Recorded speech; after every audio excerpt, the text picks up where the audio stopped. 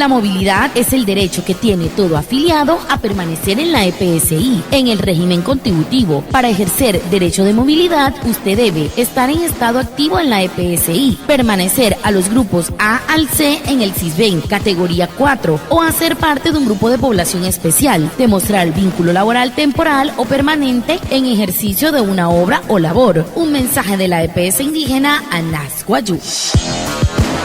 Por Juanahana intentó cuay para acá, man que ya está shir, no le ya está para TPSI que Anas Guayu, es por izquierdo, en juro me te puedes contributivo naca, man que junte no na ya está wa, ahora tienen y ahora allá ne, man que juri se mata TPSI que Anas Guayu, sana en tu grupo, más se, man que luto si ven, se me carari una, otra masía, juro regia, con el listado censal, juro wane más, no más wane, buena autoridad, regi wane guayrukua, hey ha que ne muy, carro se ne ya está, otra ya está Mauria.